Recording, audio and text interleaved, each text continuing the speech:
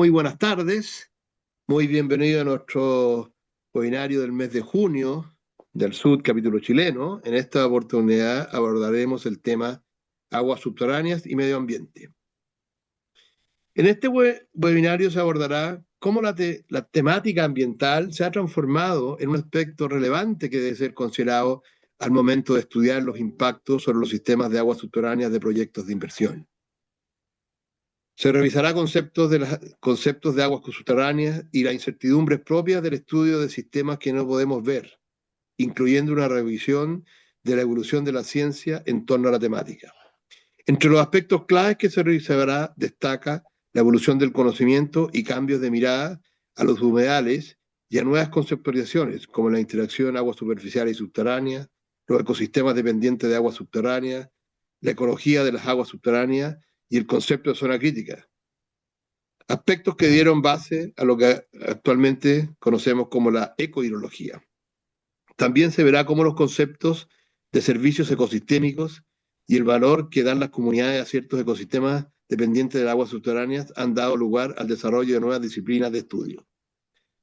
Se comentará también de la evolución del conocimiento, cómo ha sido abordada la legislación desde el principio jurídico de la continuidad de la corriente, dando origen a una modificación abordada en el Código de Aguas del 2005 y las leyes posteriores que protegen sistemas de humedales. Finalmente, se analizarán algunos ejemplos correspondientes a las zonas norte, centro y sur del país.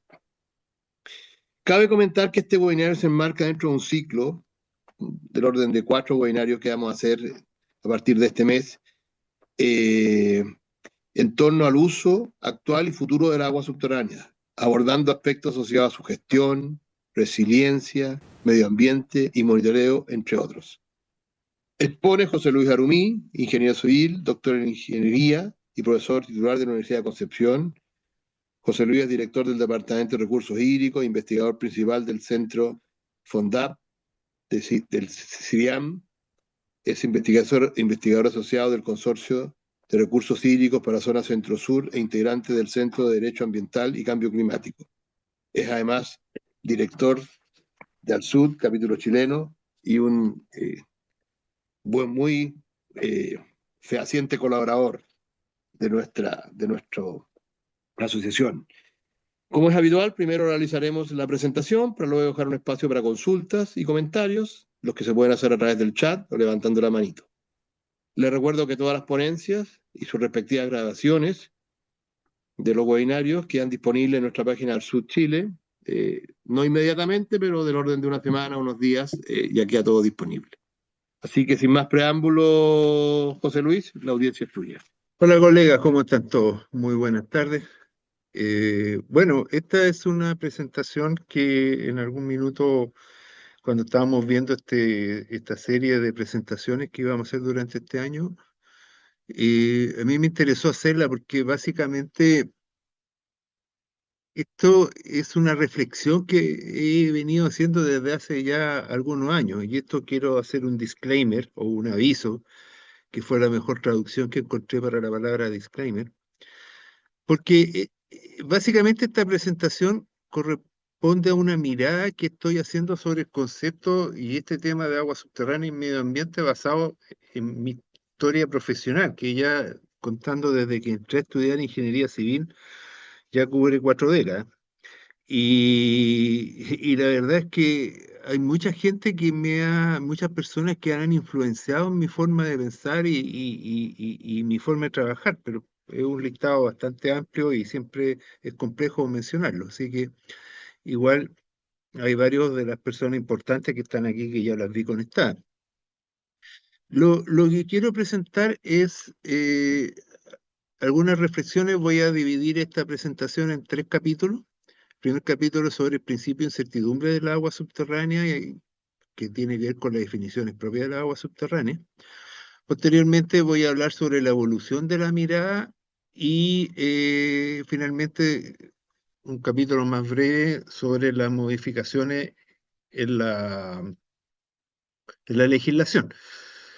Los ejemplos y la discusión sobre los proyectos los voy a ir mencionando a lo largo de la presentación. El primer punto que quiero destacar es que las aguas subterráneas, por definición, están ocultas en el seno de la Tierra, y esto es tremendamente relevante, yo diría que es el tema central. Aquí puse una foto un tanto aleatoria de una imagen cualquiera del Valle Central de Chile, esta es una foto que tomé en algún minuto, y refleja una zona de la zona centro-sur de Chile, donde hay suelo, y los hidrólogos sabemos que bajo este punto hay agua subterránea, y probablemente unos 500 metros de relleno, donde hay agua subterránea escurriendo en esta zona, pero no se ve. Y eso está dentro de la definición que da el artículo segundo del Código de Agua, que dice que las aguas superficiales son aquellas que se encuentran naturalmente a la vista del hombre, y puede ser corriente o detenida, y las aguas subterráneas son aquellas que están ocultas en el seno de la tierra y no han sido alumbradas. Entonces, esa definición es tremendamente relevante, porque acá tenemos agua subterránea, pero definitivamente no la podemos ver. Y eso nos genera un primer punto que es bastante importante en las consecuencias, porque a diferencia del agua superficiales, en el caso del agua superficial, aquí tengo una foto de un canal que pasa cerca de Chillán, aquí tengo un canal de riego en que yo, si soy regante, capto agua desde el canal, este es el canal de la luz, la Universidad de Concepción saca agua del canal de la luz, y siguiendo el canal de la luz, el trazado del canal, nosotros sabemos que esas aguas vienen del río Gato. Entonces, en la práctica hay una conexión territorial desde mi captación de agua superficial. De hecho, nosotros hemos encontrado peces. El año pasado un pez tapó la entrada del pivote central que tenemos en la universidad, una carpa que venía desde el río. Entonces, esa conexión existe, hay chicos que se bañan en el canal, todavía en el tranque, en el acumulador de fin de semana de la universidad, antiguamente me contaba la gente que iba a pescar, iban a pescar allá. Entonces, hay una conexión territorial con el sistema de aguas superficiales. En cambio, en el sistema de agua subterránea, yo lo que tengo es un pozo que puede ser muy bien hecho, uno como ingeniero civil va, mira el pozo, ve cómo está sujetado el pozo, los sistemas de control, la válvula, pero aquellos que no son, que no tienen el entrenamiento que nosotros tenemos, van a ver unos fierros aquí puestos, enterrados de alguna forma, y no hay una conexión tan viva entre dos pozos que están separados a 1200 metros de distancia. Y eso trae una primera consecuencia en relación a las aguas subterráneas, que la falta de conexión territorial ha sido un tema que ha complicado la conformación de las comunidades de aguas subterráneas, porque básicamente no es tan fácil. Fernando, en algún minuto, Fernando Peralta me dio el ejemplo del bronce de Egon, un testimonio de una organización de usuarios de agua en la época del Imperio Romano, de hace 1800 años, que ya estaban organizados. Esta pintura a mí me gusta mucho, que refleja un juicio del Tribunal de Aguas de Valencia, que es impresionante si lo vemos. El Tribunal de Aguas de Valencia sesiona en las puertas de la catedral desde hace casi 1000 años, más de 1000 años. Y los jueces son un representante de cada una de las acequias que riega la Quinta Valenciana. Entonces, ahí vemos una conexión muy fuerte, porque los canales son parte de nuestros paisajes, parte de la cultura y algo con el que vivimos. Ellos nacen y viven. Pero en cambio, la agua subterránea, lo que nosotros vemos aquí es una tubería, una construcción. Y esa desconexión en mi opinión, ha complicado la conformación de las comunidades de agua subterránea. Entonces, aquí ya tenemos un punto que nosotros no podemos conocer exactamente el sistema de agua subterránea que estamos estudiando, y tenemos que aceptar yo muchas veces digo disfrutar de la incertidumbre. Y la incertidumbre es porque nuestro análisis del sistema de agua subterránea parte de una conceptualización que se origina en una percepción. Y esto, hay un autor inglés, un hidrólogo bastante importante que se llama Kate Bevan, que habla sobre el ciclo del conocimiento en hidrología. Y que nosotros partimos con nuestra percepción de cómo es el sistema, y a partir de la percepción nosotros generamos la conceptualización, y a partir de eso generamos la modelación. Entonces, claro, nosotros en agua subterránea tenemos modelos muy, muy interesantes. La ecuación matemática que controla el flujo de agua subterránea viene de integrar sobre el sistema la conservación de la masa y la ecuación de Darcy. Nos da una ecuación muy linda. Es una de las clases que a mí me encanta hacer, es la derivación de esta ecuación. Después podemos tener técnicas tan consolidadas como el sistema de análisis por red de flujo. Hoy en día tenemos modelación numérica a través de técnicas como la geofísica. Podemos tener una aproximación a la estructura del acuífero, pero seguimos basándonos en conceptualizaciones. Y aquí es donde aplica la equifinalidad, que es un elemento que explica Kate Bevan en su libro. Es muy bueno, el primer capítulo de este libro yo lo encuentro espectacular. Es que él habla de que si nosotros tenemos una mala conceptualización, podríamos caer en el riesgo de generar un mal modelo. Y este ejemplo de los 4 puntos, eh, la verdad es que yo lo aprendí a raíz del análisis del efecto orográfico, en un estudio de la cuenca de aquí del Itata, porque yo tenía la idea de que la cantidad de precipitación en la medida que subía hacia las montañas iba a ser siempre ascendente, y al empezar a tomar datos me encontré que la precipitación no era ascendente.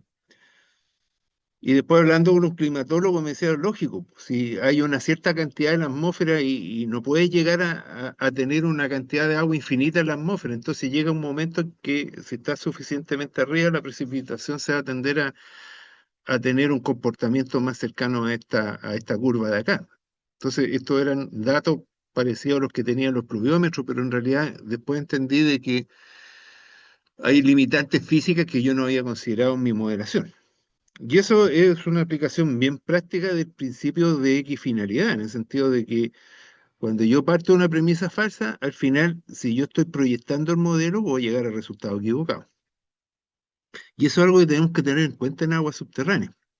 Y por eso que a partir de los últimos 20 años, yo he trabajado en generar herramientas de monitoreo, ya sea usando técnicas de hidrogeoquímica, isótopos, imágenes satelitales y otros tipos de técnicas, incluyendo la observación del territorio, para tratar de generar información paralela que me permita validar mejor los modelos.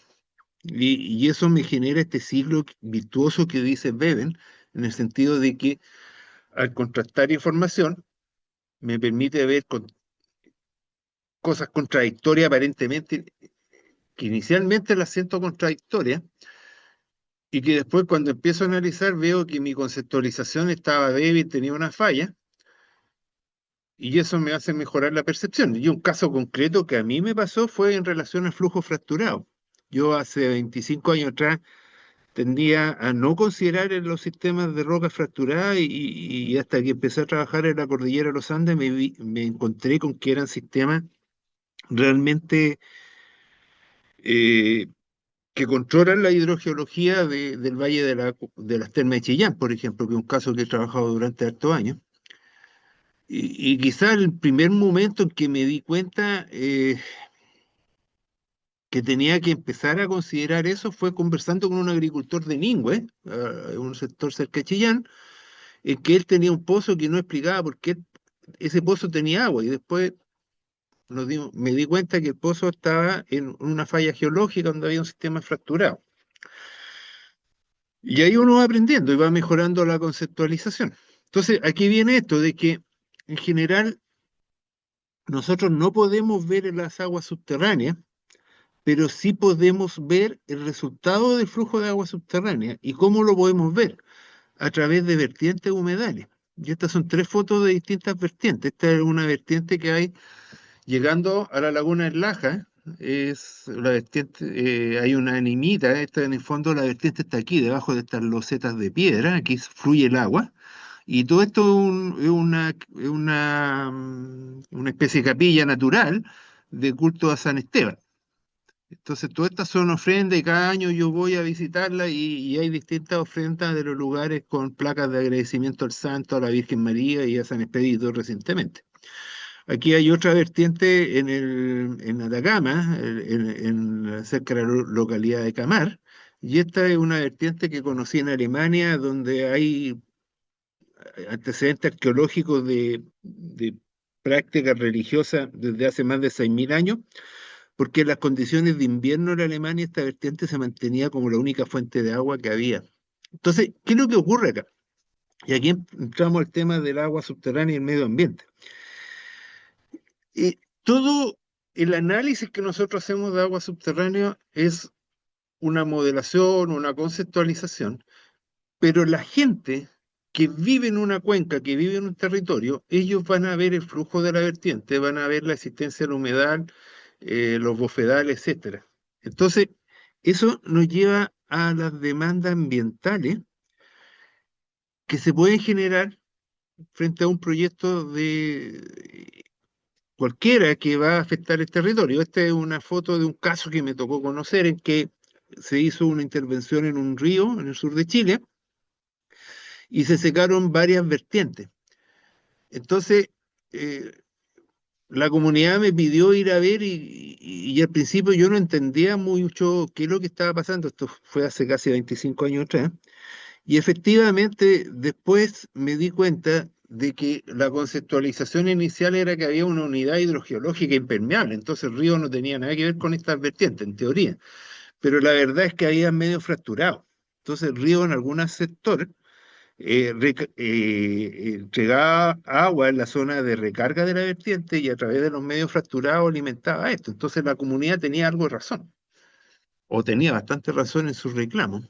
Y claro, el modelo conceptualmente no incorporaba el conocimiento de los sistemas fracturados. Entonces ahí claramente tenemos esta situación que nos está ocurriendo, es que eh, hay que ampliar nuestra mirada en los sistemas de agua subterránea.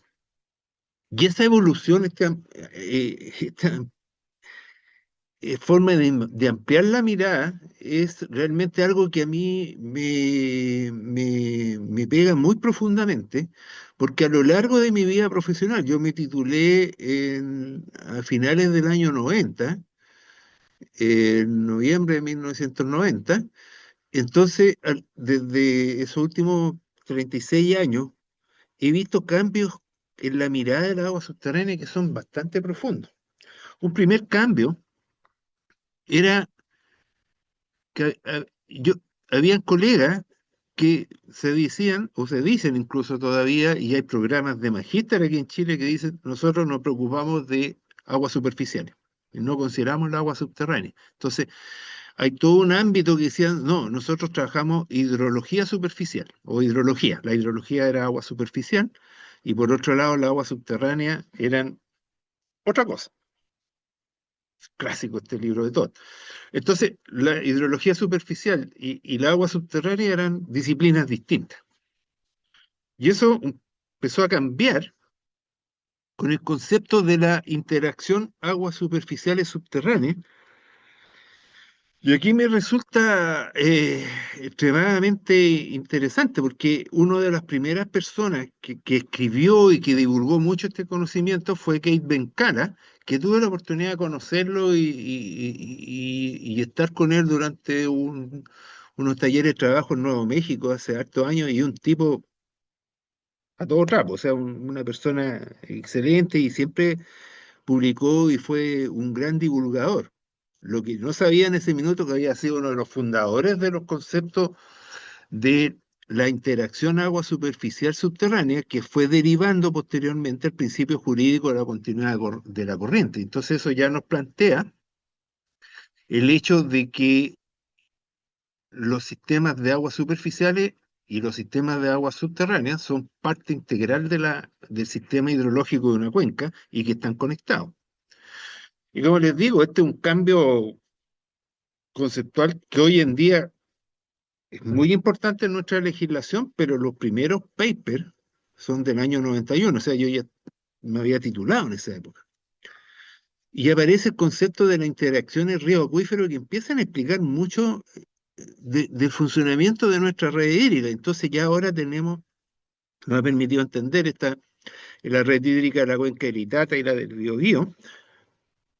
Entonces aquí tenemos zonas de recarga donde los ríos recargan al acuífero. Hay una zona donde Ñuble claramente pierde agua. Hay una zona del Laja que hemos estudiado donde el río se infiltra y esa agua se va hacia el acuífero. En el caso del Laja es impresionante porque el agua del Laja contribuye a recargar varios ríos. O sea, el agua del Laja no se queda solamente en el Laja, sino que parte del agua del Laja llega al Itata en forma subterránea, al río Claro de San Rosendo, al Huepil, no, el Huaqui, que es un río que casi no tiene cuenca. Yo un día vi dónde está la cuenca de este río y es todo el drenaje de agua subterránea. Y aquí donde ocurren los afloramientos de agua subterránea que alimentan los ríos. Y en forma personal les comento que para el plan estratégico del Biobío estuve bien complicado haciendo el modelo de agua subterránea del Biobío porque no entendía bien cómo hacer el drenaje del río hasta que logré el drenaje del acuífero, perdón.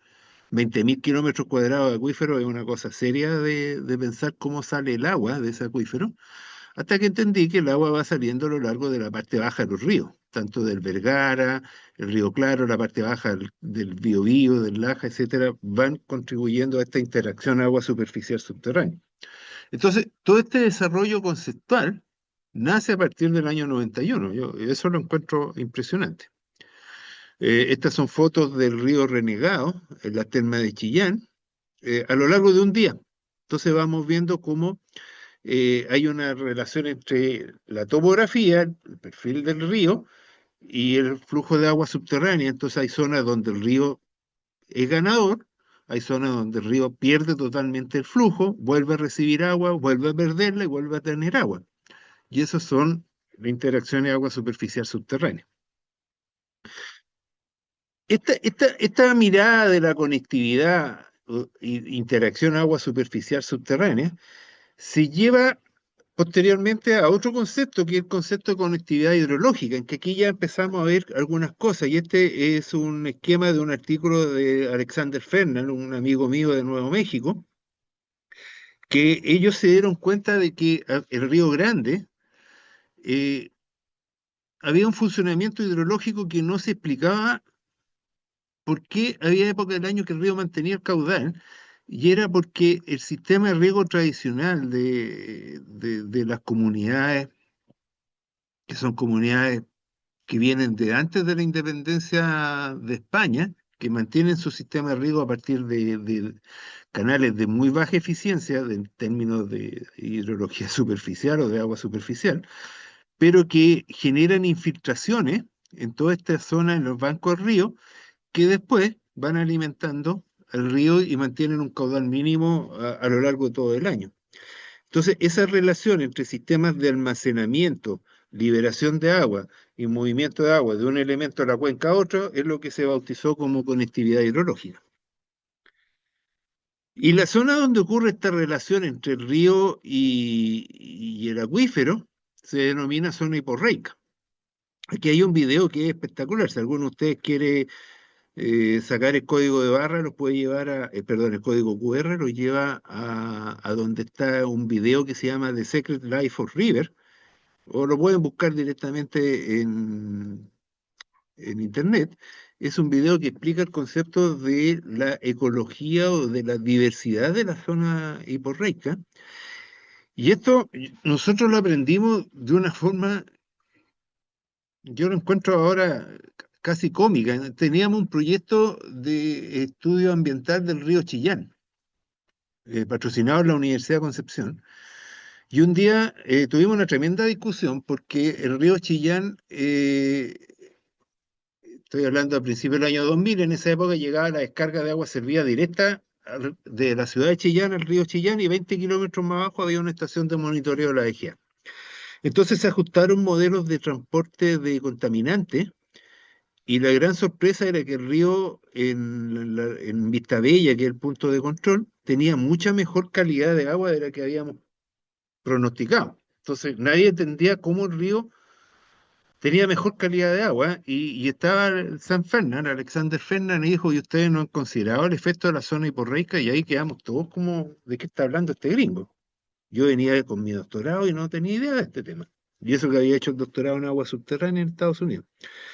Entonces ahí empezamos a entender, y este video lo explica bastante bien, cómo en esta zona hay una tremenda fauna de microbios, digamos, microscópica, en que ocurren reacciones bioquímicas que degradan los contaminantes. Es una cosa espectacular. Pero ahí genera entonces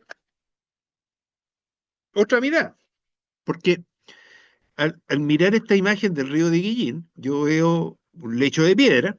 Entonces uno puede decir: aquí tengo un flujo hiporreico y hay una tremenda microfauna aquí que le da un gran valor ambiental, pero otra persona ilícitamente puede decir: aquí tengo una fuente de extracción de árido.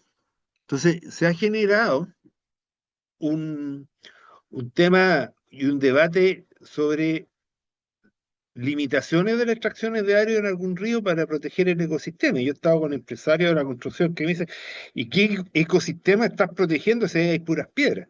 Entonces, de repente falta esta conversación entre distintos intereses y se empieza a generar esas tensiones. Evolucionando en la mirada, hay otro concepto que a mí me golpeó cuando lo vi por primera vez, que es el concepto de la zona crítica. Y la zona crítica es una muy, muy, muy delgada capa del planeta Tierra, de la corteza terrestre que sustenta la vida. Y va desde las aguas subterráneas a la vegetación. O sea, todo el flujo de agua, la hidrología que nosotros estudiamos, los ecosistemas, todo esto se sustenta en una delgadísima capa que es la zona crítica. Entonces ahí también hay una forma de estudiar la mirada de los ecosistemas, la agua subterránea, integrándola.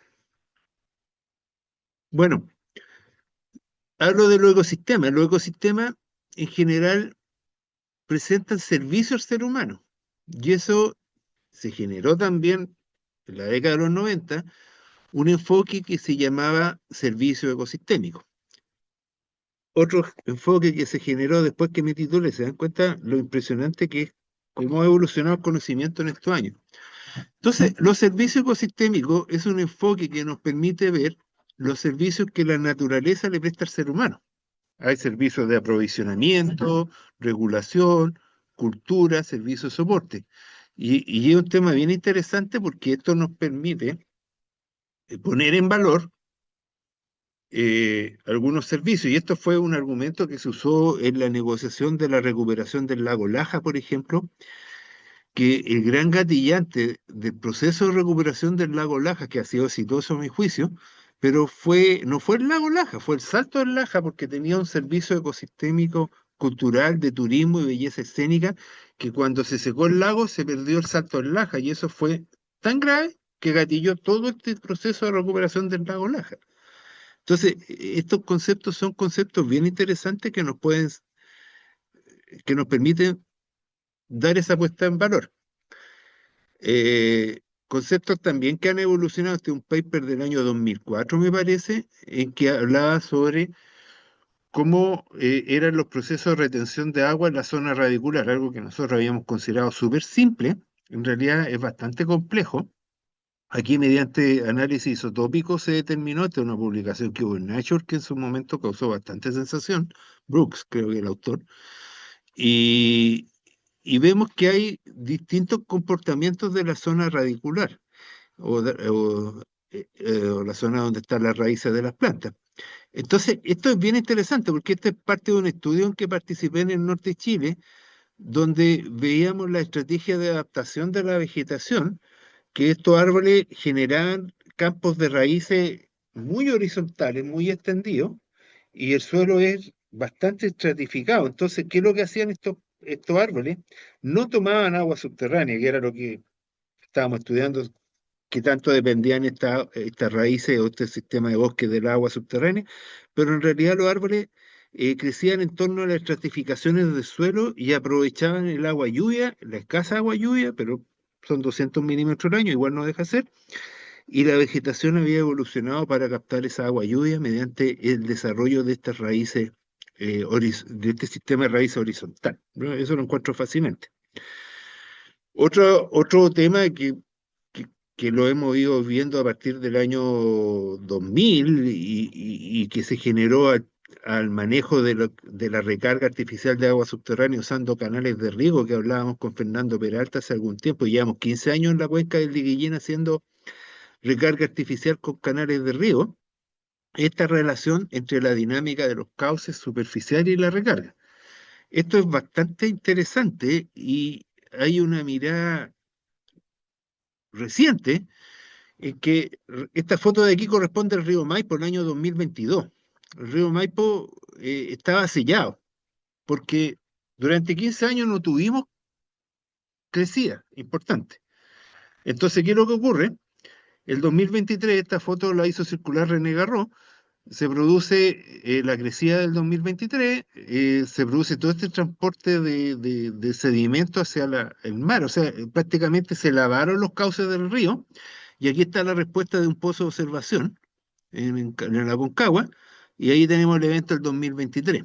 Ahora estoy terminando un estudio con un estudiante bastante brillante que tengo, y que hemos visto en la pozo de observación en la región metropolitana, respuesta a las crecidas del 2015, del 2019 creo que fue otra crecida, el 2023. Entonces hay una crecida y el acuífero responde. Entonces hay un mecanismo natural de recarga que si nosotros lo entendemos bien, podemos gestionar la recarga. O sea, por ejemplo, limpiando los cauces de los ríos, algo tan simple como eso.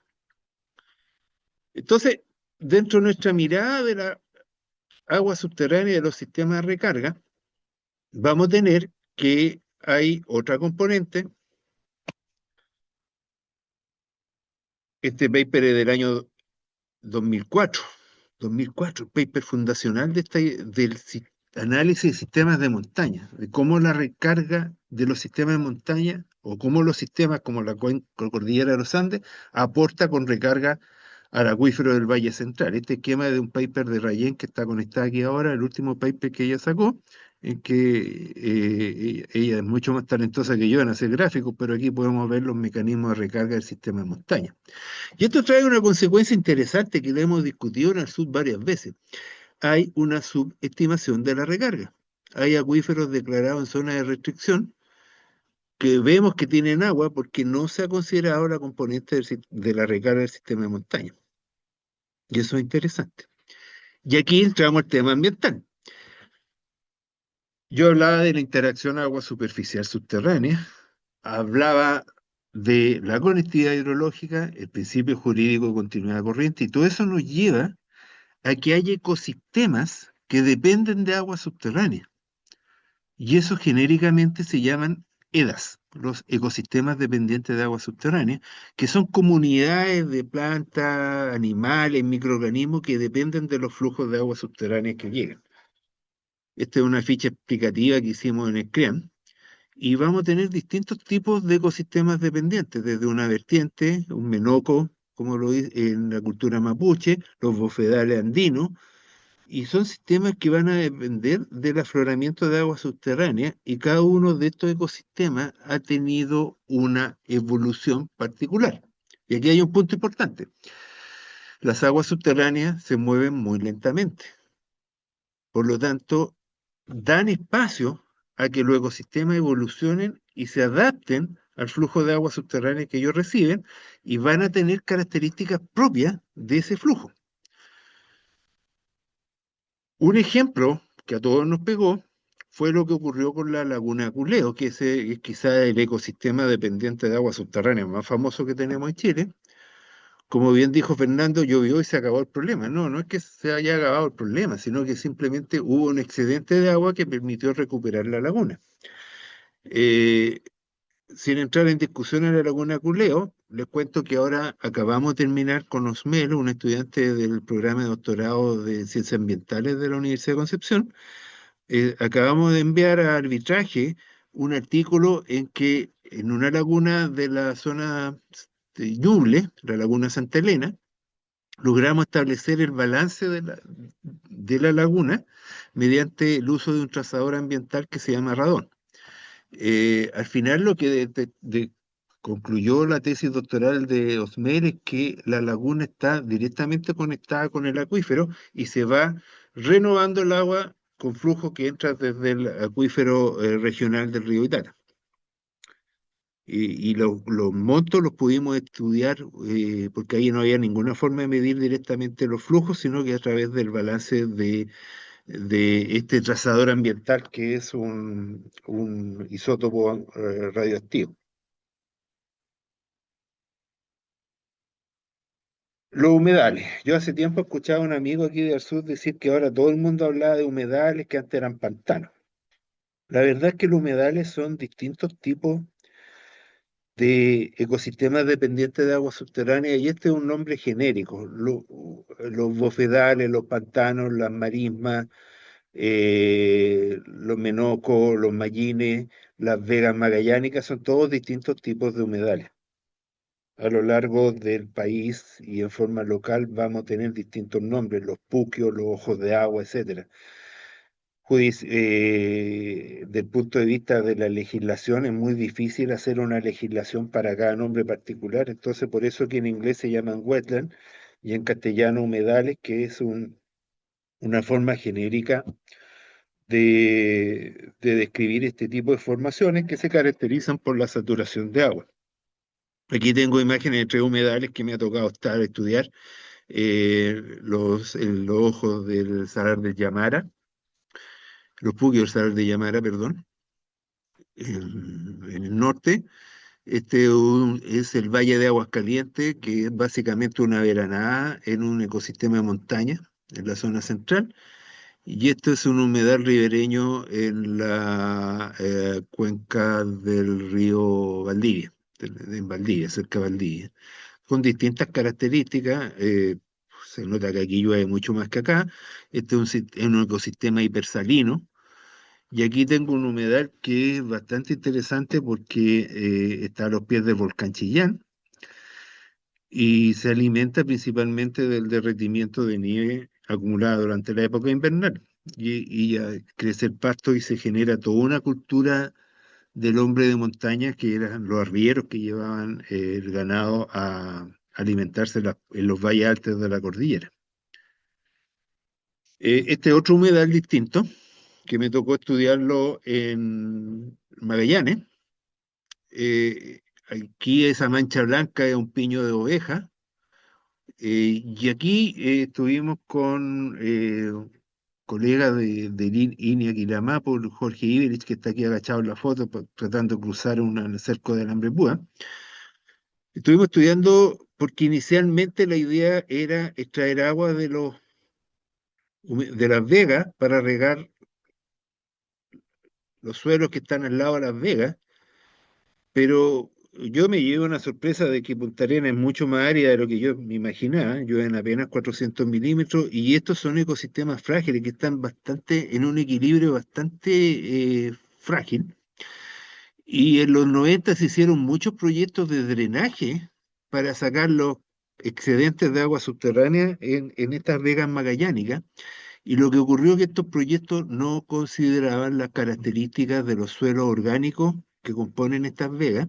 Estoy trabajando con colegas de la Universidad de Austral en este tema. Y la verdad es que es impresionante el resultado del mal manejo del nivel de agua subterránea en estas vegas magallánicas, porque se generan deterioro del suelo, el suelo orgánico pierde su capacidad, básicamente se seca, y se generan estas grietas que al final terminan con este nivel de colapso. Y les recuerdo que estos eran vegas que se usaban para el pastoreo y quedan inutilizadas. Entonces hay muchos, yo diría miles de hectáreas más que han quedado inutilizadas por un mal manejo del drenaje, un mal manejo de agua subterránea en definitiva. Y esos son impactos que no lo entendíamos, porque recién en estos proyectos que está desarrollando, liderando la Universidad Austral, Dorota Getty y José Dorner, recién estamos entendiendo el rol de los suelos orgánicos eh, y cómo la pérdida de humedad de los suelos orgánicos produce destrucción del ecosistema, del servicio ecosistémico que daba la vega magallánica, que era servir para la base del pastoreo. ¿Se fijan? Entonces, aquí vienen algunas cosas interesantes. Los ecosistemas dependientes de agua subterránea han evolucionado a lo largo de muchos años adaptándose a las características particulares de cada ecosistema. Entonces, cuando me preguntaron en algún minuto si me parecía razonable forzar a hacer recarga con agua desalada, yo dije bajo ningún punto de vista, porque resulta que la recarga artificial de agua subterránea o la recarga gestionada tiene que ser un agua que sea natural a cada cuenca. Y aquí tengo un ejemplo en este sistema que es hipersalino.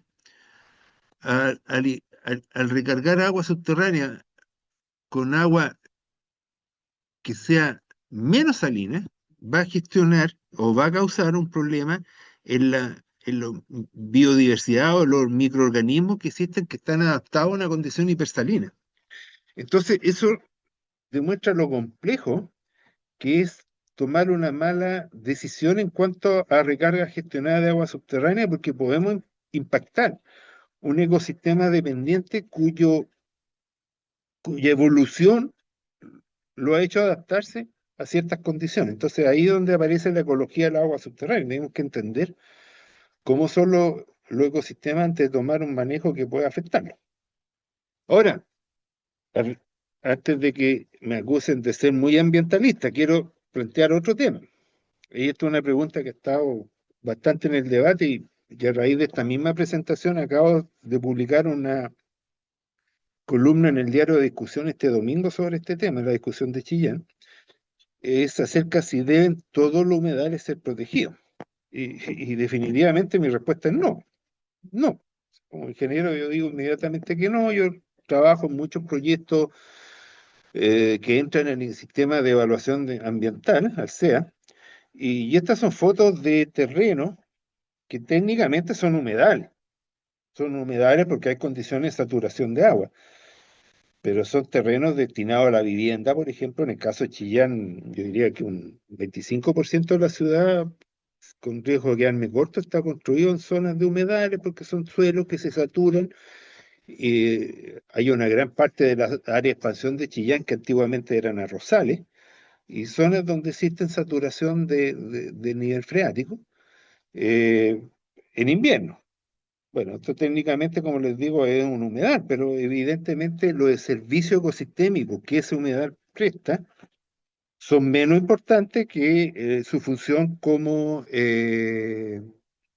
ecosistema. Ahora bien, hay otros humedales que sí tienen importancia, ya sea por su valor ambiental, por su valor como ecosistema, nidificación de aves, como en el caso de la Laguna Santa Elena y su humedal perimetral, que es un área, eh, se han detectado más de 45 especies distintas de aves en esta zona, una tremenda fuente de diversidad. Hay lugares de patrimonio cultural, los menocos, por ejemplo, los bofedales en el norte, que sí tenemos que defender, hay que cuidarlos. Entonces, cada,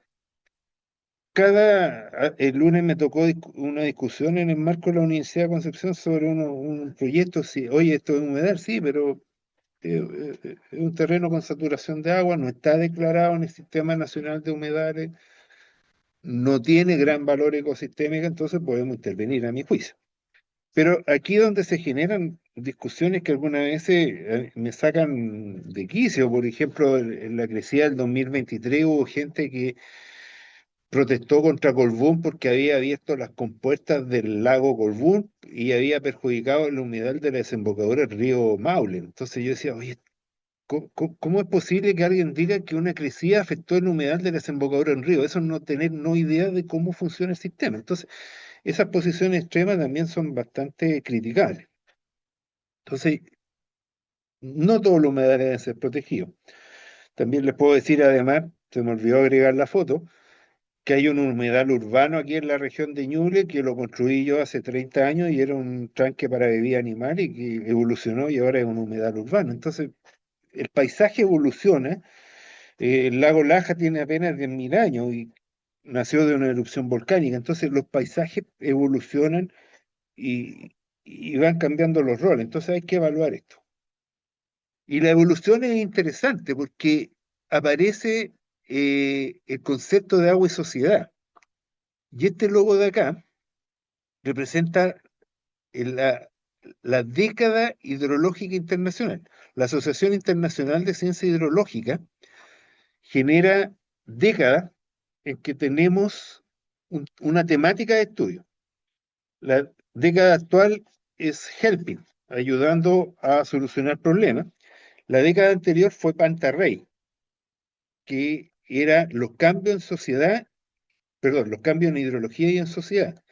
Fruto de esta conceptualización que apareció en la década anterior, el Servicio Geológico de Estados Unidos modificó su esquema del ciclo hidrológico tradicional, que yo lo había usado mucho en mis clases anteriores, por este esquema que incorpora el efecto del ser humano sobre el ciclo hidrológico. Entonces tenemos zonas de bombeo, ciudades, zonas de recarga, embalse. Es muy interesante porque aquí también nuevamente estamos hablando de una evolución de la mirada en torno al agua subterránea.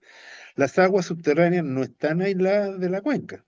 El, interacción agua superficial subterránea, principio jurídico de continuidad de la corriente, sino que van a tener y vamos a poder ver, la gente que vive en una cuenca va a ver el efecto de la ocurrencia de agua subterránea a través de la aparición de vertientes y la existencia de ecosistemas dependientes de agua subterránea. Les dejo esta propaganda. Este es un libro sobre coevolución o predicción de sistemas humanos e hidrológicos. Aquí está el código QR para llegar. Es un libro gratis. Hay un subcapítulo que lo escribí describiendo el caso del acuerdo de operación del lago Laj. El libro tiene como 400 páginas, yo colaboré con 2 páginas. Pero es bien interesante porque habla sobre esta forma en que hay una coevolución de sistemas humanos y naturales.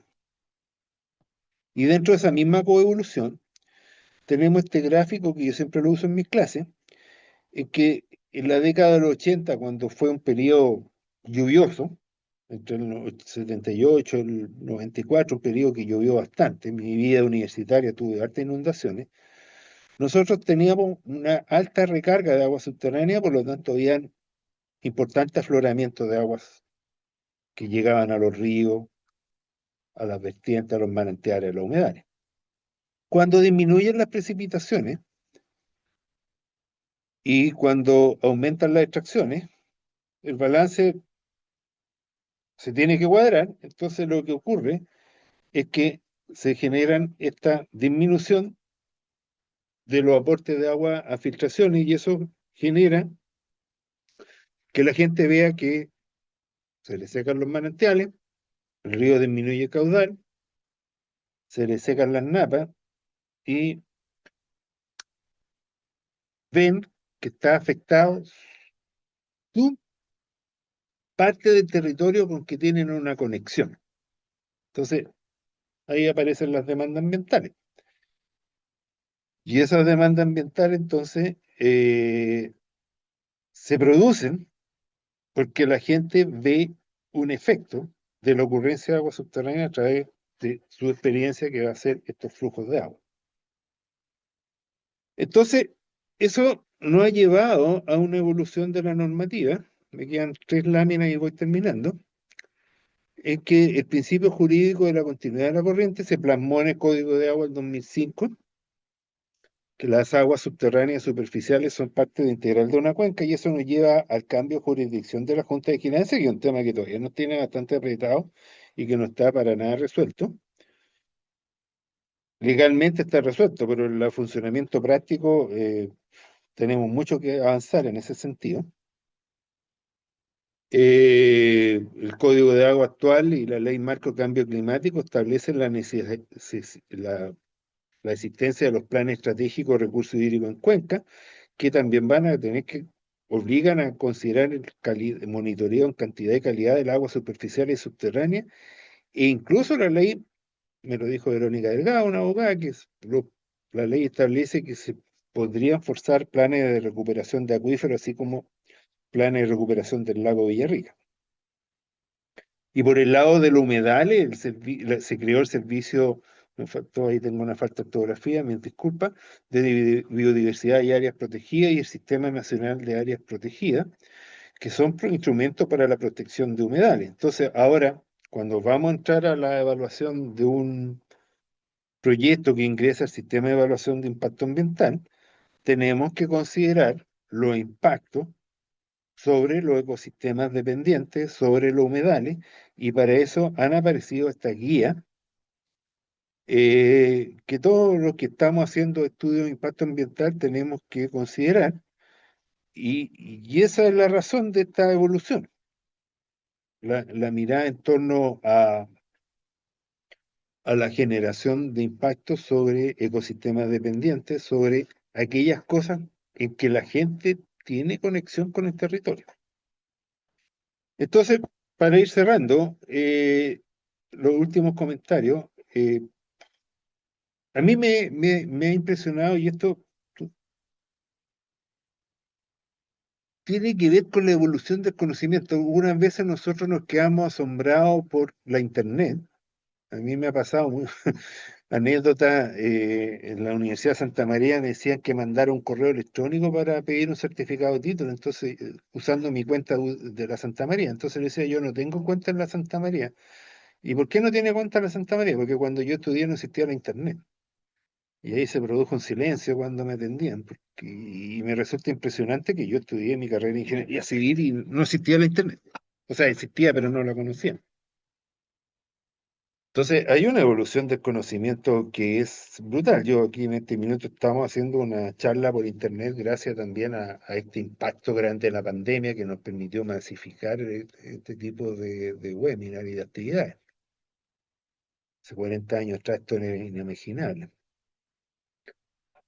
Otra reflexión, la agua subterránea nosotros no la vemos, nosotros podemos inferir, hacer estudios, eh, entender cómo se comporta el acuífero, tenemos post-observación, tenemos modelos espectaculares, tenemos técnicas de monitoreo, pero en el territorio se conocen los ecosistemas dependientes de agua subterránea. Y eso genera conexión en el territorial, que es de donde van a nacer las demandas ambientales y sociales. Y al final, en respuesta a un colega que siempre decía que esto era moda, lamentablemente esto, dejando de lado los énfasis particulares que pueden haber de un momento a otro, hay una evolución. Y siguiendo el principio de la evolución, no hay vuelta atrás. Esto va para allá y no nos queda otra más que disfrutar el camino. Bueno, eso era lo que tenía preparado para conversar ahora. Pablo. Estoy sacando la caca. Perfecto, José Luis. Nos diste un... En algunos momentos casi me puse a llorar de la nostalgia también, recordando la historia que ya que uno ha vivido, ya así Impresionante, que güey. es impresionante, tal cual. Te felicito por la ponencia, fue un repaso muy completo por toda la temática. Así que, bueno, abrimos la ronda de consultas, comentarios, así pueden hacerlos en el chat o levantar la manito directamente. Don Eugenio, veo que ya levantó la mano. Es para no perder la No costumbre. esperaba menos. Es para no perder la costumbre y para generar el diálogo aquí con tanta cantidad de espectadores que tení. José Luis me tiene impactado. Eres un ídolo. Impresionante, sí. Realmente muy buena tu presentación, excelente. Además, tu recorrido es muy interesante porque, como dice Pablo, genera nostalgia. Pero sin perjuicio de que todo lo que tú has señalado lo suscribo 100% y todo lo que has ido describiendo no muestra más que la realidad que hemos ido descubriendo, aprendiendo o que es conocida. Eh, Siempre este tema se presta para extremismo. Voy a llevarlo a la cosa eh, tensional, ¿ya? Porque importa como generar un diálogo que permita entender dónde están los equilibrios. Tú lo señalaste en alguna de las imágenes que dijiste, si había que proteger todos los humedales Claro. y tuviste argumentos para, que pueden ser suscritos o no suscritos por toda la gente. Pero uno podría llevar esta misma presentación tuya sin hacerle ni una modificación y sacar un artículo, una comunicación como tantas que hoy día se dan de que los acuíferos están sobreexplotados, que el agua subterránea colapsó, puras cosas que los que estamos en este ámbito sabemos y entendemos que son eh, un titular, digamos, pero no responden a una realidad. Uno podría entender que se podría llevar adelante una forma de mirar donde dice, es que no podemos explotar el agua subterránea porque siempre va a afectar a las vertientes o a los humedales o a tantas cosas. O porque nos cambia la situación de flujos hacia la superficie o nos cambia el escurrimiento de los ríos en aquellas partes en que aflora, etcétera. Y sin embargo, eso es parte de la naturaleza, porque la naturaleza también, y lo mencionaste, pero para los que no son del rubro, tal vez, no podrían interpretarlo, pero la naturaleza cuando llueve menos, disminuye la recarga y cambian los equilibrios de los flujos subterráneos y las pendientes y cambian los niveles. Y por lo tanto, muchas veces en forma natural se secan los bofedales o se secan los humedales, y eso es parte de la naturaleza. Entonces, no me voy a extender, sino que solamente decir, tenemos una mirada ambientalista que es muy respetable. Yo creo que todos los que trabajamos en el ámbito hídrico asociado con la naturaleza, buscamos respetar la naturaleza y nos importa el entorno porque es donde nos movemos y de donde gestionamos los recursos, etcétera. Sin embargo, cuando erupta un volcán, o cuando erupciona un volcán, no sé si se erupciona más que erupta, ¿cierto? Mm. Colapsa todo su alrededor, se generan impactos incluso tóxicos y no hay nadie que levante la mano para alegar sobre el impacto ambiental y sin embargo a veces por cosas muy menores tenemos toda una polémica respecto al impacto ambiental y cuando la naturaleza actúa de esa manera o cae un rayo y genera un incendio de miles de hectáreas, qué sé yo, eh, aparecen los renovables, la naturaleza actúa por sí misma, se reconstruye y se reconstruye a veces con mucho más potencia y valor que el que tenía antes. Entonces, todo esto que te he escrito lo hago solo para llevarte al tema de eh, cuál es el límite, porque muchas veces actuamos sobre el concepto de que si yo exploto un acuífero y este desciende de su nivel y hay un montón de norias que están sacando agua y se secan, tengo que impedir que el acuífero sea explotado a pesar de que tenga volúmenes inmensos y tenga profundidades, como tú señalaste, de 500 metros o más porque estamos afectando una determinada cantidad. En vez de pensar de que lo que tenemos que hacer es compensar y mejorar las captaciones de aquellos que tienen pozos de poca profundidad, lo mismo lo puedo llevar al tema ambiental. Entonces, ¿cuál es tu opinión respecto de ese conflicto dicotómico que se produce sobre estos temas. Esa es mi pregunta. Es súper pertinente tu pregunta, y es bastante dramático porque aquí nosotros tenemos condiciones que se exacerbaron por esta mega sequía. Y quizás como el tema era agua subterránea y medio ambiente, no hice mucho énfasis en eso, pero podría estar harto rato hablando. A mí me impactó el comportamiento de recuperación de los pozos después del evento de lluvia del 2023. Y de hecho, lo hemos estado trabajando sobre el efecto del sellado que hubo en los ríos y cómo eso se afecta la recarga. Entonces uno dice, ¿y por qué no nos dedicamos a pasar? Ya, nuevamente me voy a contradecir a mí mismo porque puedo afectar la zona hiporreica, pero a lo mejor retirando capas de sedimento pudimos mejorar la recarga de los ríos y eso ya sería recarga gestionada. Entonces, Eso se hacía antes, permanentemente por la dirección de riego. claro, Se entonces, ¿qué dejó es de lo que hacer ocurre? por Lucas. Que cuando hablábamos de los consejos de cuenca en algún minuto, que hoy en día son planes de gestión hídrica, yo lo visualizo como una instancia para conversar y entender las dinámicas de los sistemas, y no que salga un desaforado vociferando de que la apertura de las compuertas del embalse Colbún afectaron el humedal del desembocador del río Maule. No sé si me entiendo. O sea, la falta de respeto y la descalificación al otro, yo creo que es un problema que tenemos, no sé si solamente en Chile, sino que eh, a nivel en muchas partes del mundo. Entonces, yo creo que aquí es donde tenemos que sentarnos a conversar sin descalificar, ah, que eso es una cosa grave que ha pasado, sobre todo en este periodo, cuando hubo las discusiones constituyentes, y, y entender que los sistemas son dinámicos y que vamos a tener periodos de mayor recarga, periodos que, bueno, las norias a lo mejor se van a secar. ¿Cómo compensamos eso? ¿Cómo solucionamos? Hace poco tuve la oportunidad de hablarle al gobernador de Ñuble sobre cómo se ha ido mejorando el sistema del Ligua Petorca de los servicios de agua potable rural. Ya no son tantas noticias, te fijas, porque está todo este tema de la interconexión y todo. Entonces, el problema es que las buenas noticias, las soluciones, no salen en los diarios.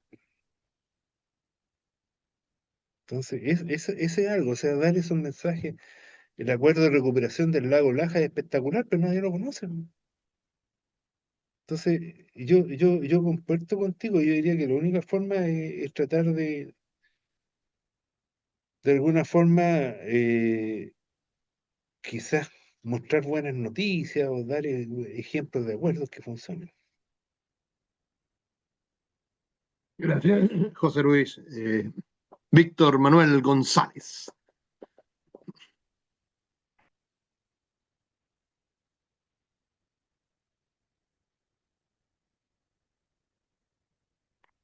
Pero estamos de Víctor. Sí, estás muteado. Sí, está tratando de encontrar el Ahora sí. micrófono. Ahí Ahí lo sí, tengo. hola Ahí lo Víctor. logró. Ahí Hola, lo ¿cómo logró. están? Buenas tardes a todos. Oye, profesor, muchas gracias por la presentación acá del norte del Valle del Huasco. Estaba pendiente de esta presentación, quería no perdérmela, porque hoy día, si bien es cierto, el tema tiene que ver con aguas subterráneas, ¿cierto? Y temas ambientales. Hoy día acá en el norte nos aqueja una situación en particular respecto a los famosos humedales urbanos que están hoy día en la palestra en Chile, en donde nosotros acá en el norte, lamentablemente yo lo digo así, fuimos declarados por oficio una parte del río Huasco como humedal urbano, que es lo que pasa por la ciudad.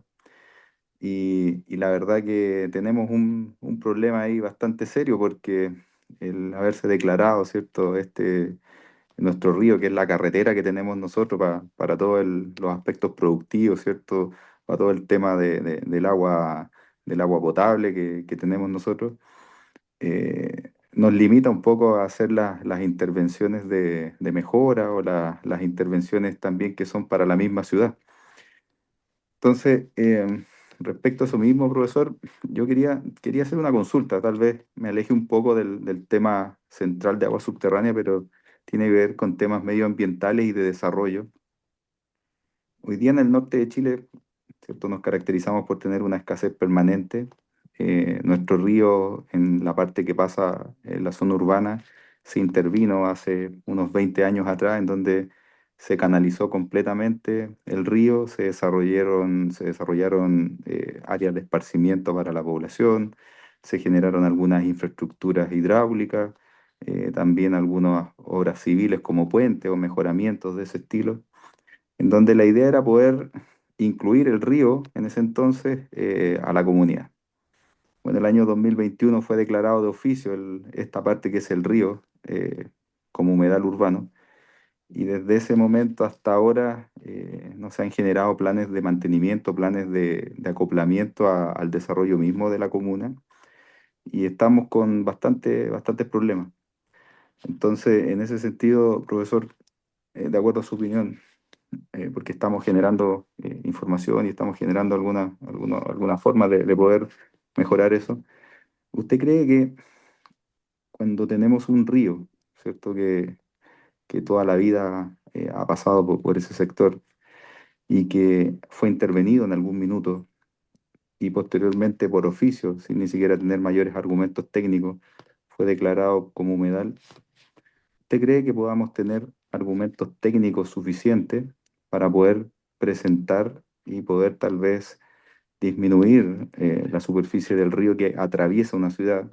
Con eso hay que tenerlo en consideración, que la parte en dos, o sea, zona norte y zona sur de la ciudad del río, y podamos tener tal vez argumentos técnicos que podamos poner sobre la mesa y tal vez mejorar la condición, no eliminarla, sino que mejorarla para que efectivamente este tipo de humedales que de cierta manera dependen del agua superficial en este caso, y algunos afloramientos que ocurren en algunos sectores, podamos tener el suficientemente peso técnico para poder presentar y retrotraer esta calidad de humedales urbanos en la zona. No sé si usted conoce el Vallenar o conoce la cuenca del Huasco, pero espero He hecho me pueda algunos estudios entender. por ella, pero mira, concretamente, es buena tu pregunta y no se distancia tanto del tema, porque yo hablaba de la interacción agua superficial subterránea. Mm, Este mismo señor que dije que fue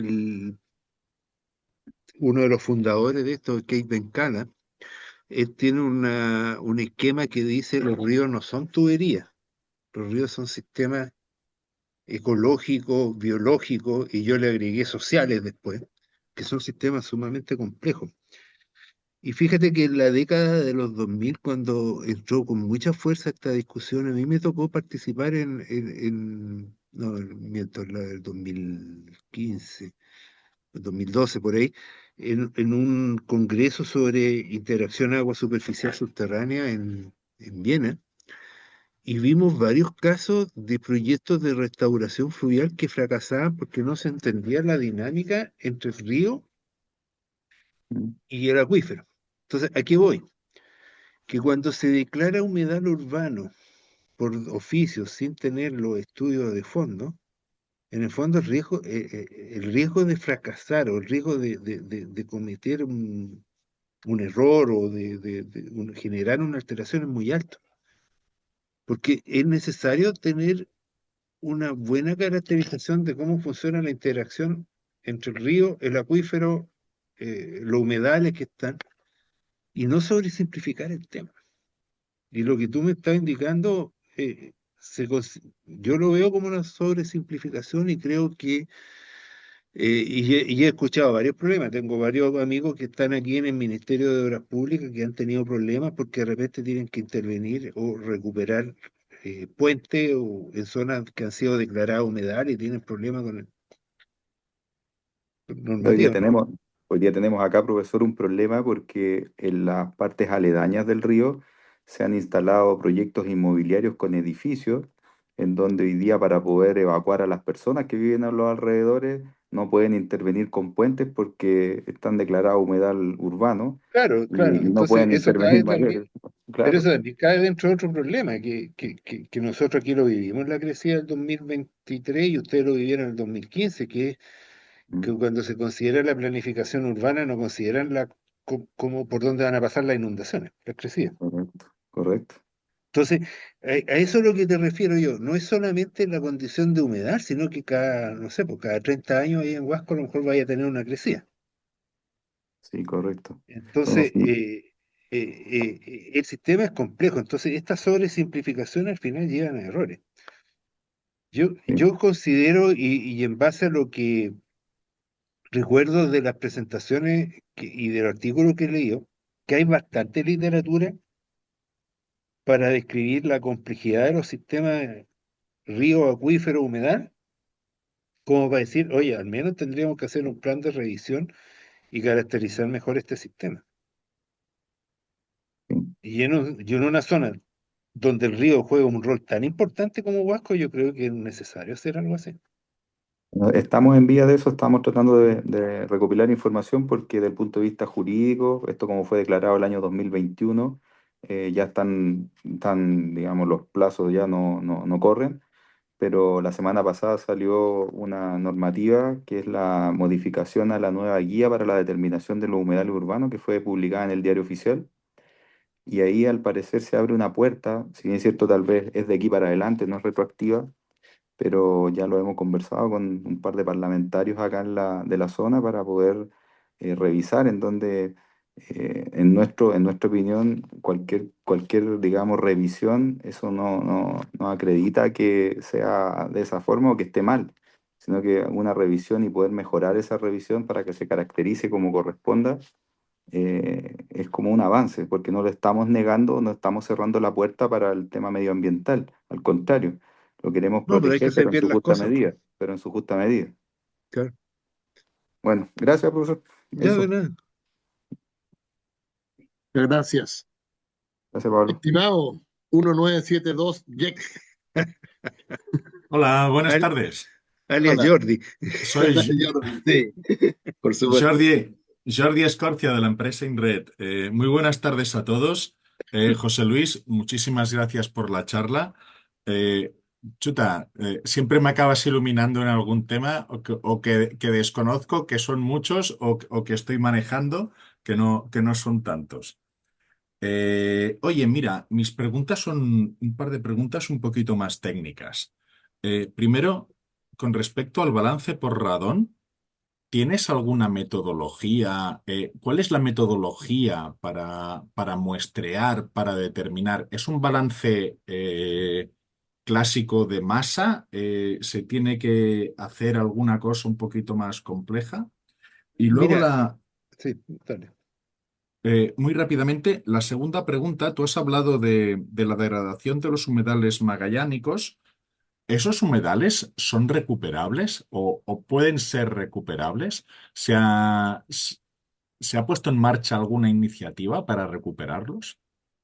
Ya, a ver, si se me olvida la segunda, me recuerda. Sí, pues. En el caso de Radón, estamos a vísperas de que dé su presente su tesis doctoral a Osmel Abreu, que él es estudiante del doctorado en ciencias ambientales y él se dedicó, como buen estudiante de doctorado en cuerpo y alma, a estudiar este tema. El balance básico es un balance de masa. Conceptualmente bastante simple. El radón que desaparece hay una cierta cantidad de radón que se mantiene en la laguna, hay una cantidad de radón que entra y hay un radón que desaparece. Ahora, ¿cómo desaparece el radón? El radón, y esto es importante, el radón es un elemento radiactivo que tiene una vida media de 3 días y es volátil. Entonces, dentro del acuífero se mantiene, porque ahí no está en contacto con el aire, y se mantiene porque hay algunas fuentes de uranio que genera radón. Y aquí en la cordillera de la costa, en algunas zonas tenemos más que en otras, pero hay que tener la línea base de radón del acuífero, y eso hay que ir, tomar mediciones y tú tienes la línea base de radón. El agua superficial prácticamente no tiene radón porque este se volatiliza. Entonces lo que hizo Homer fue dedicarse a medir todas las posibles componentes y todas las formas como el radón podía ir desapareciendo y generó el modelo. el paper está casi listo, apenas salga, lo podemos compartir, pero es una metodología bastante robusta, porque honestamente yo no tenía cómo medir cuánta agua entraba. Entonces, a través del balance, y Ricardo Yarzún estaba conectado, yo creo que está todavía, fue él el que me presentó el método de radón. Yo creo que Ricardo es la persona que conoce mejor este tema. Y les anuncio que vamos a tener un webinario dentro de la red chilena de hidrología isotópica en que Ricardo va a hablar más detalles sobre el sistema de radón, la técnica del uso de radón. Pero la verdad es que es una técnica bastante interesante, pero lo complejo es medir. Lo complejo es tomar la muestra porque no se te tiene que volatilizar. Y créeme que la sufrimos harto. Ah, y el otro problema es que tú tomas la muestra y tienes que hacer el análisis en 24 horas porque si no se te va el radón. Entonces, nosotros por un proyecto de investigación con el Centro CREAM logramos comprar un RAT-8, que es un instrumento. Ricardo tiene otro instrumento más, y ahí hemos logrado desarrollar la técnica. Pero yo diría que lo más complicado es que tú tomas la muestra. Yo soy de terreno, pero no soy muy cuidadoso al tomar muestras, entonces ahí se me generó harto problema. Y lo otro es que la medición tiene que ser al otro día, entonces tú no puedes tomar más allá de 8 muestras en un día porque después no tienes capacidad de hacer el análisis. Entonces hay que planificar bien esas campañas de terreno. Ah, y lo otro, Jordi, que es fundamental, es que hay que tomar las muestras en el fondo del lago. Entonces, con los colegas del EULA que tienen unas botellas especiales, logramos meter esta botella que se abre en el fondo del lago, toma la muestra de agua del fondo del lago y después la sacamos. Así que tiene su gracia la técnica. De acuerdo, Ah, y la esperaremos. segunda pregunta era lo del suelo. Lo del suelo magallánico. Sí, ahí Dorota Deck y José Donner de la Universidad Austral están liderando un proyecto FONDE, ¿sí? Que yo colaboro también con la componente hidrológica y la verdad es que es compleja la recuperación. Es muy complejo la recuperación de estos suelos orgánicos. Entonces, ese es el mensaje. Hay que tener mucho cuidado con los diseños de drenaje porque pueden tener algunos efectos indeseables. La penúltima. Muchas gracias, José Luis. Ujú. Gracias. Está Rodrigo y después Felipe, entiendo. Julia. ¿Aló? Sí, hola Rodrigo. Sí, te escuchamos, Rodrigo. Hola, profe. Buenas tardes. Gracias por la presentación. A mí me gustaría hacer una consulta que en la presentación lo estoy viviendo en forma personal. Yo soy el encargado de recursos hídricos en Paine y en Aculeo me está pasando algo muy, muy parecido a lo que usted me está mencionando. Sobre todo, por ejemplo, en las declaraciones de humedales que se hacen, no ha pasado que organizaciones de suelos de agua extraían aguas de la laguna y una vez declarado el humedal no han podido sacar agua. Y ante eso mandé correo a Ministerio de Ambiente diciendo esta situación, lo cual no contestaron diciendo que era la DGA y al contrario hice la misma consulta por transparencia a la DGA y tampoco no hay ninguna claridad. Entonces también eso se lo viví también en Codegua, donde fue una promesa del alcalde y la gran mayoría vivía de la agricultura en Coltauco y se están viendo enfrentados a dificultades porque no pueden extraer agua hoy día para regar. Entonces se ha producido un conflicto ahora con el tema de los humedales debido a que sobre todo en las zonas rurales muchos de ahí extraían aguas para riego y el problema ya está, pues ya se han declarado humedales. Entonces es un tema que creo que si no se le pone un poco eh, se detiene y se analiza bien, esto va a ir a aumentar los conflictos a los que ya tenemos. Sí, es un temazo. Mira, yo no quiero entrar en el tema de la laguna en sí, porque yo no he trabajado directamente en la laguna Culeo y ya tuvimos alguna historia atrás de algunos papers que se contradecían, pero sí te puedo contar el caso del lago Laja. El lago Laja, y yo te voy a explicar por qué. Harta más agua que la laguna Culeo, sí, pero lo que ocurrió con el lago Laja es que el 2013 se secó y el 2015 se volvió a secar. El lago Laja se secó al punto que ya no era factible sacar agua por la central del Toro. Y eso trajo que se secó todo el río Laja y los saltos del Laja se quedaron sin agua. Entonces, ahí hubo una tremenda presión social y en algún minuto, como dijo Héctor Sangüesa de los canales del Laja, en algún minuto, estábamos tan sonados, estábamos en el fondo del lago, no queda otra que salir, que ponernos a trabajar para recuperarlo. Y ahí mira que estuvimos 3 años haciendo un trabajo. Yo era parte del equipo que trabajábamos por los regantes. Y fíjate que primero Endesa, después pasó a ser Enel, se dio por una parte el, el programa de manejo de las descargas del Toro para facilitar la componente agrícola. Y los agricultores, algo que no se dice mucho, los agricultores, los regantes del Laja, Canal Laja Sur, Canal Sañartu, Canal Laja de Guillín, representación, ellos se dieron 8.000 litros por segundo de sus derechos de agua para mantener el Salto del Laja. Porque todo el mundo entendía que había que mantener el Salto del Laja, te fijas. Pero para eso tuvimos que tener un modelo hidrológico en que sabíamos cómo funcionaba el río y pudimos llegar algunos decían 10.000 litros, otros 15.000, otros no, dejémoslo en 3.000 litros, para entender, y eso es lo que, por eso mencionaba el caso del balance Radón, para saber cuánta agua necesita la laguna, quizás es mucho más fácil que eso, se pueden hacer estimaciones, pero decir, ya, cuánta agua le vamos a dejar a la laguna, pero hay que generar una mesa de trabajo en que la gente se siente, y aunque les tome 3 años, como nos pasó con el Laja, es posible llegar a acuerdos, pero hay que tener la voluntad. Y a lo mejor un mandante, en el caso de nosotros, los mandantes fueron el ministro de Obras Públicas, el ministro de Agricultura y de Energía, pero el presidente de la mesa de recuperación del lago Laja era el representante de la Cámara de Turismo de los Altos Lagos. Y esa experiencia se puede replicar. Muchas gracias, profesor. Muchas gracias. No, de nada. Felipe,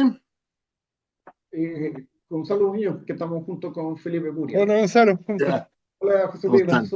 aunque sea así a la distancia. Sí, a la vista. Felicitaciones por la exposición, me pareció muy clara, muy completa. Te quería hacer dos preguntas bien concretas.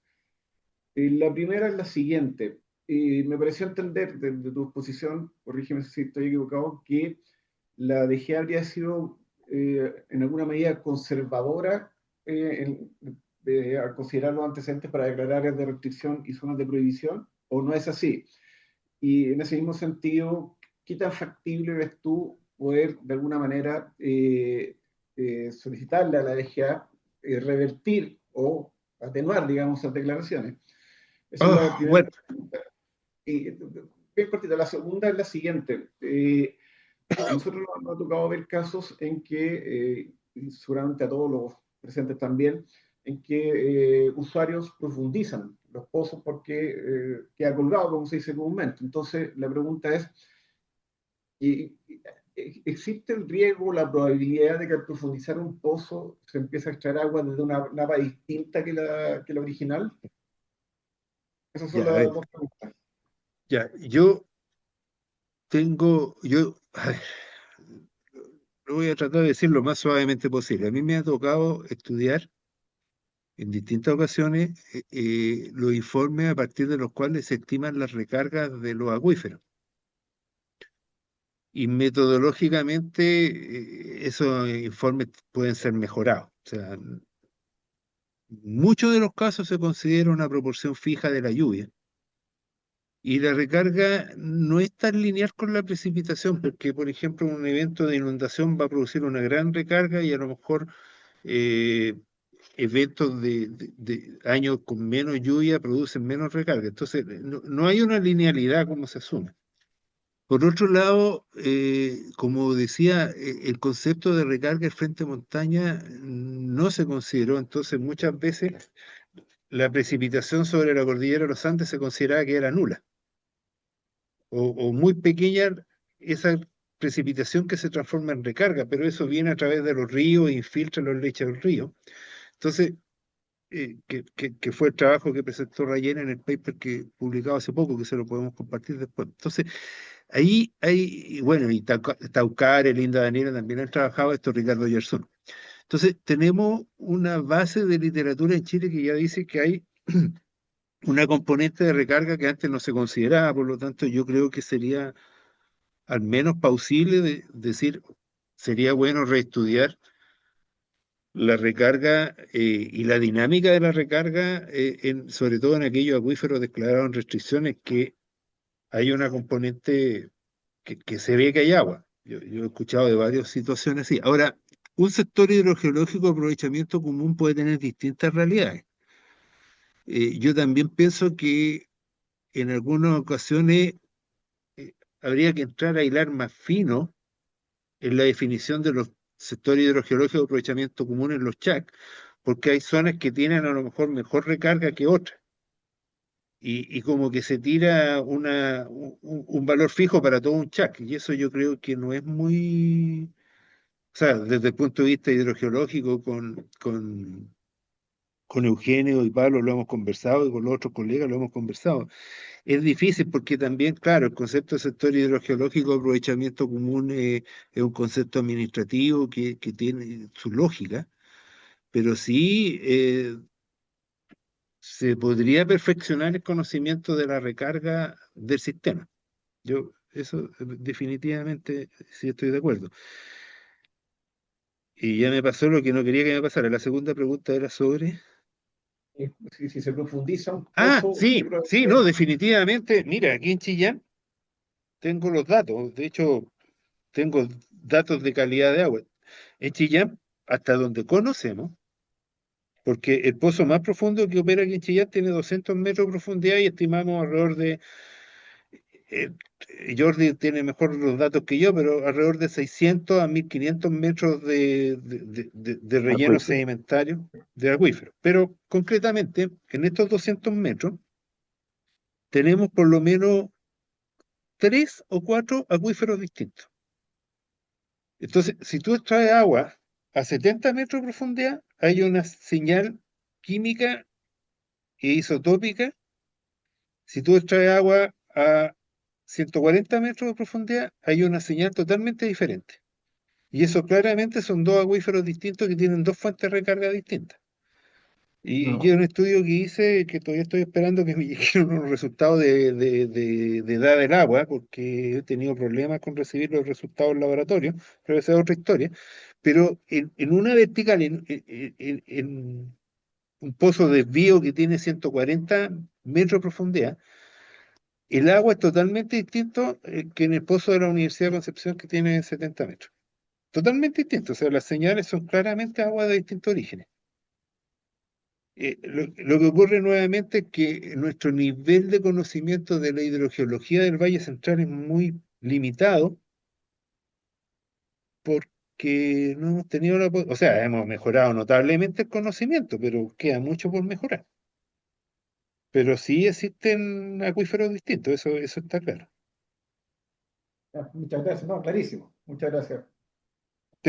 Si me escribes después un WhatsApp o un correo, te puedo compartir algunos datos.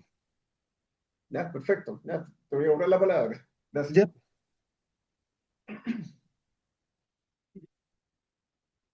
Más consultas, observaciones, comentarios. En el ¿Se me chat oye, hay... ¿Sí? Pablo? Sí, Fernando. Dale nomás. Mira, felicitar a José Luis porque he disfrutado ampliamente de su charla. Tengo muchas cosas que comentar. Ya nos daremos el tiempo si es que hay porque fue muy amplia y muy profunda. No, solamente un pequeño aviso para la persona que habló de Huasco. En Vallenar existe, no sé si hace 15 años, 18 años, no me acuerdo cuándo, hicimos, y a mí me tocó dirigirlo, un modelo hidrogeológico que relacionó las aguas, todavía no se echaba a andar el embalse de Santa Juana, las aguas entre el estero del Jilguero y el puente de la carretera 5 Sur, todo ese sector que es donde están los humedales. Ahí se hicieron pozos, se hicieron pruebas de bombeo, estaban los pozos de agua potable y eso se modeló. Entonces hay datos. Lo único que quiero transmitir es que hay datos y esos datos los tiene la empresa de servicios sanitarios de Vallenar. Nada más. Muchas gracias, Fernando. Hay una mano arriba, Pablo. Sí, Rodrigo No creo era que se le Rodrigo que quedó. se quedó, yo creo, Sí, que habló al comienzo. sí, hay un mensaje en el chat sobre las observaciones sobre la campaña de modificación de la guía. Eso es muy bueno. El tema, mira, yo no quiero que quede la idea de que yo no estoy diciendo que los humedales se tienen que defender. Yo soy profesor de la carrera de Ingeniería Ambiental en la Universidad de Concepción, soy profesor del doctorado de Ciencias Ambientales y quizá una de las personas que tiene más trabajo en el análisis de vulnerabilidad y protección de humedales. He trabajado en humedales desde Estados Unidos hasta Punta Arenas. Y por lo tanto, yo entiendo muy bien y soy muy cercano a los humedales. Y yo insisto, los humedales tienen que ser estudiados cuando tienen un valor ambiental, deben ser protegidos, pero no cualquier terreno inundado se tiene que quedar excluido. O sea, yo puedo construir en una zona, puedo hacer otras intervenciones, puedo manejar los ríos, y ahí es donde hay que meter ciencia y tecnología. A eso me refiero yo. No sé si... Clarísimo, clarísimo tu mensaje en ese sentido, José Luis. Eh, Cada sistema tiene sus propias particularidades y tiene que tener estudiado su mérito y tenemos que aprender a convivir el desarrollo con el cuidado del medio ambiente, que van de la manito. Claro, eso es lo importante. Y he dedicado mi carrera, los últimos 25 años de mi carrera lo he dedicado a ese tema. Así que... Gonzalo, Gonzalo, sí. Hola, José Luis. Muchas Hola. gracias por tu tremenda exposición. Oye, sobre la recarga de montaña, le pregunto al sur, a Pablo, le comento, ¿podrá el sur hacer algo respecto a la definición de los CHAC con la DGA para que tome en cuenta la recarga del frente de montaña?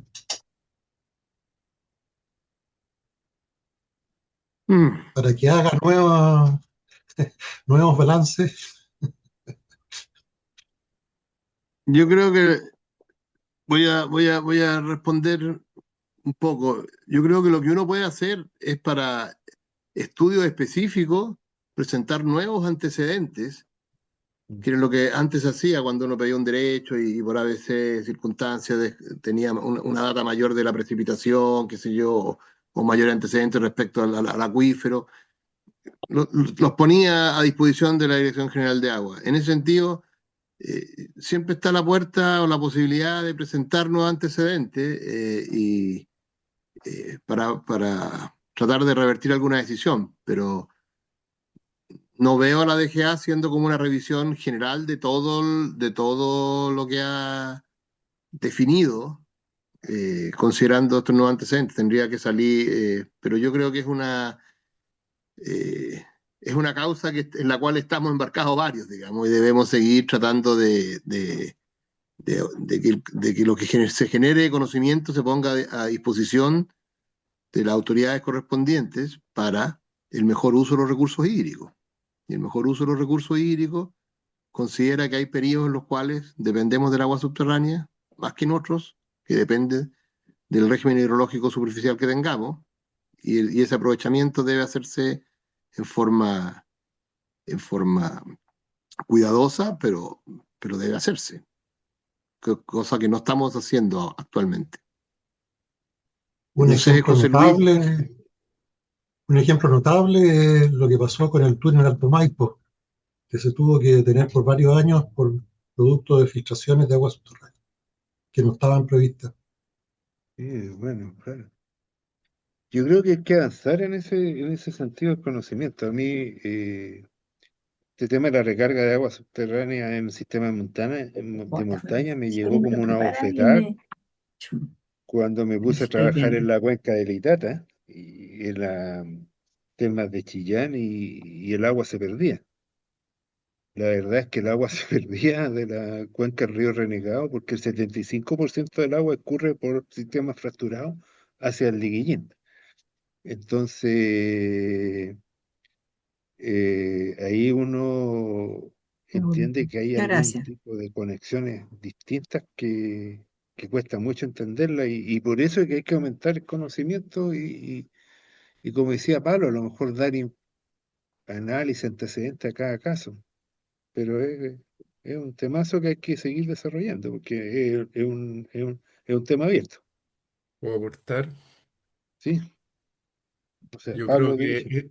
sí, yo creo que es el tiempo de hacerlo de una manera eh, concreta, y pienso que la DGA está abierta a las visiones y a la renovación desde la perspectiva de hacer las cosas bien.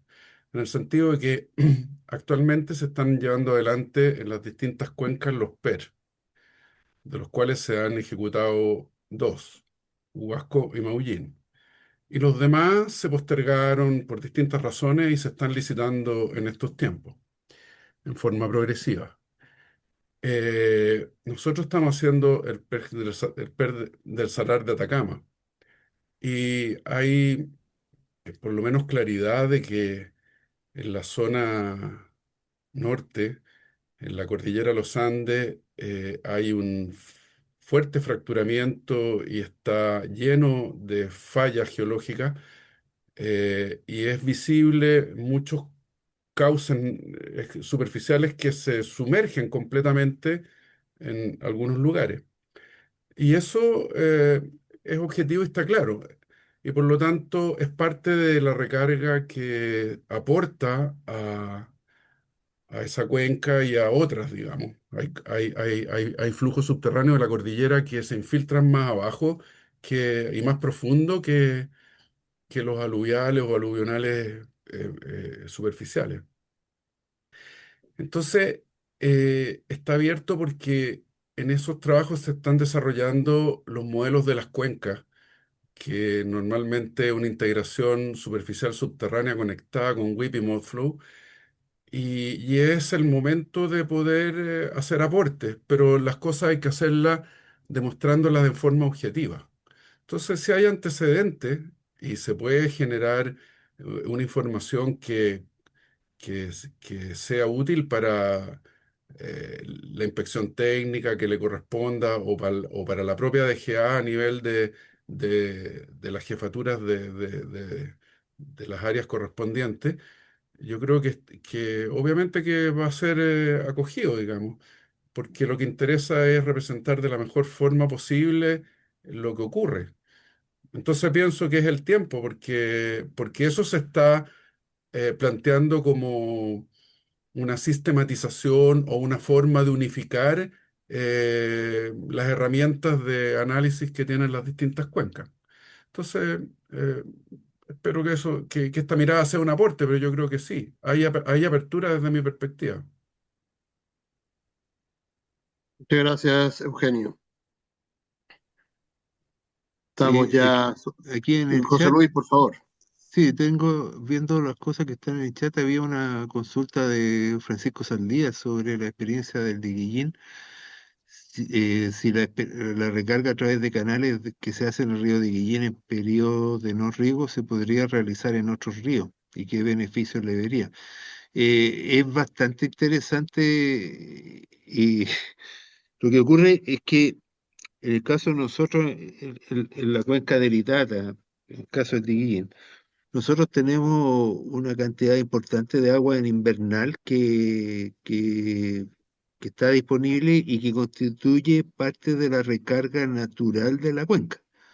Por lo tanto, la experiencia del río Diguillín es simplemente tratar de aumentar la superficie por donde se genera esa recarga. Y ahí tuvimos un aprendizaje muy interesante que lo estamos replicando ahora en un experimento que hicimos en Maule, porque la recarga en los canales en el río Diguín se produce a través de la pared y no del fondo, porque el fondo normalmente está sellado. Entonces la recarga ocurre por las paredes. Y ese aprendizaje se puede llevar a muchas cuencas, sobre todo donde hay agua invernal, o sea, de la Aconcagua hacia el sur, pero trabajando solamente con aguas naturales y tomando todo el aprendizaje que se ha hecho. Hubo un proyecto que lideró la Comisión Nacional de Riego en el caso de Liquillín, donde se aprendió varias cosas, y yo acabo de terminar un experimento con los colegas de la Asociación del Canal de Maule, y también vimos que la componente de recarga lateral es bastante más importante, porque la recarga del fondo se sella el fondo. Entonces, yo creo que esta es una buena forma de hacer una recarga gestionada en forma económica, aprovechando aquellos inviernos que tengamos excedentes de agua. Por lo menos de la Concagua hacia el sur, vamos a tener condiciones de excedente de agua en algún invierno. Ojalá. Perfecto. Muchas gracias.